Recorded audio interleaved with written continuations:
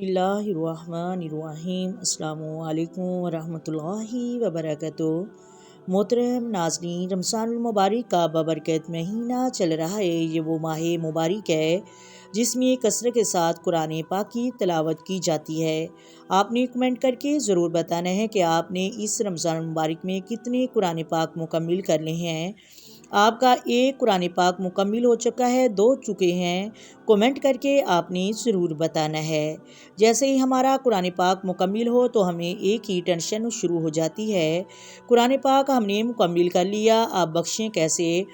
कुरान पाक कैसे बख्शना चाहिए? कुरान पाक बख्शने का क्या तरीका है? एक दफ़ा हमारी इस्लामी बहनें जो हैं जब कुरान मजीद मुकम्मल कर लेती हैं तो चिट पर लिख कर बच्चे के याद कारी साहब के पास भेज देती हैं कि हमने कुरान पाक को मुकम्मल कर लिया है, ये कुरान पाक हमारा बख्श दें हमारे वालिदैन की रूह को, ये कुरान पाक बख्श दें हमारे रिश्तेदारों को, ये कुरान पाक बख्श दें।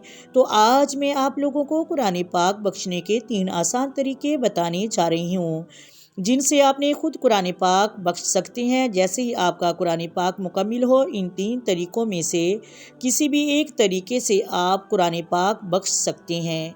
मुझे उम्मीद है अगर आप ये वीडियो एंड तक देखेंगे तो आप खुद भी सीख जाएंगे और दूसरों को भी सिखाने के लायक हो जाएंगे। कुरान पाक बाआसान बिल्कुल मुकम्मल तरीका ये है। कुरान पाक बख्शना क्या ज़रूरी है? क्या कुरान मजीद नहीं बख्शेंगे तो क्या सवाब नहीं मिलेगा? ये कुरान पाक हम कितने लोगों को तकसीम कर सकते हैं, कितने मरहूमैन को सवाब पहुंचा सकते हैं? एक कुरान पाक अगर अधूरा रह जाए तो क्या अधूरा कुरान पाक भी बख्शा जा सकता है? ये वो तमाम सवालात हैं जो आज की वीडियो में आप लोगों के साथ शेयर करनी चाह रही हूँ। मुझे उम्मीद है इस वीडियो में आपको बहुत कुछ सीखने को मिलेगा। नंबर 1, सबसे पहला तरीका, आप तलावत की कुरान पाक की पढ़ने से पहले आपने नीयत कर ली कि मैं ये जो कुरान पाक की तलावत कर रही हूँ या कर रहा हूँ, जो मैं कुरान पाक पढ़ रही हूँ, इसका सवाब मेरे मरहूम वालिदैन को पहुँचाया जाए या फ़लाँ रिश्तेदारों को पहुँचाया जाए। एक तो ये तरीका है। जैसे ही आप कुरान पाक की तिलावत करते जाएं, वो सवाब उन मरहूमैन की रूह तक अल्लाह तबारक व तआला की रहमत से पहुँचता जाएगा।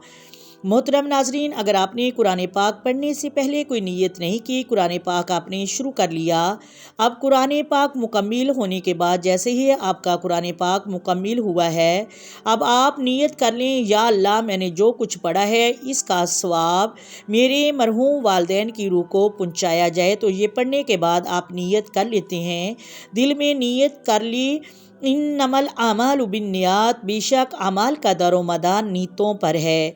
आपने नीयत कर ली, वो सवाब अल्लाह की रहमत से उन मरहूमैन की रूह तक पहुँच जाएगा। ये 2 तरीके हो गए। तीसरा तरीका, दुआए कलामात के साथ आप कुरान पाक बख्शें, बहुत ही अच्छा तरीका है। जैसे ही कुरान पाक मुकम्मल हो, हमें दुआएं ज़रूर करनी चाहिए, दुआ का ज़रूर एहतमाम करना चाहिए क्योंकि ये कबूलियत की घड़ी होती है। हदीस पाक में आता है, जब कुरान पाक मुकम्मल होता है तो कुरान पाक मुकम्मल होने पर जो दुआ की जाए अल्लाह तबारक व तआला कबूल फरमाता है। और उस वक़्त जब कुरान पाक मुकम्मल होता है, अगर कोई दिन में कुरान पाक मुकम्मल करता है तो शाम तक फ़रिश्ते उसके लिए दुआएं करते हैं, अगर कोई रात में करता है तो सुबह तक फ़रिश्ते उसके लिए दुआएं करते हैं। उस वक़्त फ़रिश्ते भी हमारी दुआओं में शामिल होते हैं। तो जैसे ही कुरान पाक मुकम्मल हो, हमें दुआ का ज़रूर एहतमाम करना चाहिए। दुआ करने का क्या तरीका है? आप सबसे पहले अल्हम्दुलिल्लाह शरीफ पढ़ें, उसके बाद दुरूद पाक पढ़ें, उसके बाद जितनी भी आपको दुआएं याद हों वो पढ़ें। उसके बाद सबसे पहले अल्लाह का शुक्र अदा करें कि अल्लाह तेरा शुक्र है, तूने मुझे तिलावत कुरान मजीद करने की तौफीक अता फरमाई है। उसके बाद फिर दुआ करें कि अल्लाह मैंने जो कुछ पढ़ा है अपनी बारगाह में कबूल व मंजूर फरमा।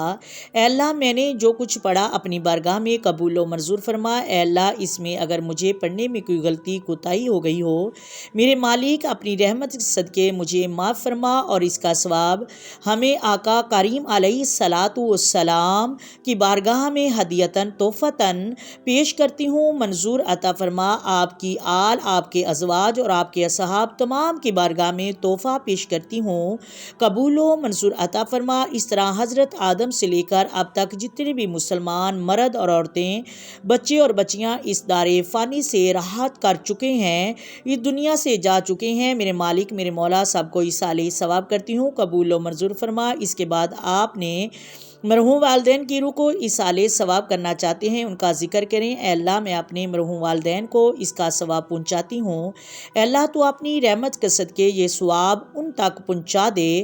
تو محترم ناظرین، میرے اپنے مرحوم رشتہ داروں کی روح کو اس کا کلام پاک کا ثواب ایصال ثواب کرتی ہوں، اے اللہ ان تک یہ پہنچا دے۔ جو بھی آپ کی دعائیں ہیں، جو بھی آپ نے اللہ سے مانگنا چاہتے ہیں، جو بھی آپ کے مسائل ہیں، اللہ کی بارگاہ میں رکھیں۔ قرآن پاک مکمل کیا قبولیت کی گھڑی ہوتی ہے، اس کے بعد آخر میں درود پاک پڑھیں اور دعا مکمل کریں، تو یہ 3 طریقے ہو گئے۔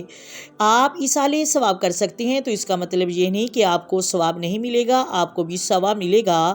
آپ جس کو ثواب کریں گے اس کو بھی ثواب اللہ کی رحمت سے ملے گا۔ ہاں، اس میں اختلافات ہے۔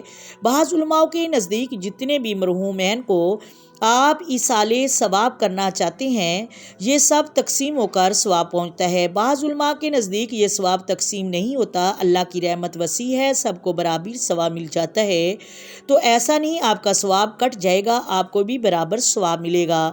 تو ایصال ثواب کا نام ہی بہت اچھا عمل ہے، چاہے آپ نے ایک آیت پڑھی، اس کا ثواب بھی مرحومین کو کر سکتے ہیں۔ امید ہے آپ کو ویڈیو کی سمجھ آ گئی ہوگی۔ اگر ویڈیو اچھی لگے ویڈیو کو لائک کر دیں، شیئر کر دیں اور چینل کو سبسکرائب کر دیں۔ آئیں مل کر آقا دو عالم نور مجسم سرور کائنات صلی اللہ علیہ وآلہ وسلم کی ذات پر درود و سلام کے نذرانے پیش کریں۔ الصلاۃ والسلام علیک یا سیدی یا رسول اللہ، الصلاۃ والسلام علیک یا سیدی یا حبیب اللہ، الصلاۃ والسلام علیک یا سیدی یا نبی اللہ وعلی آلک وصحابک یا سیدی یا محمد رسول اللہ۔ محترم ناظرین، اپنی دعاؤں میں یاد رکھیے گا۔ اللہ حافظ۔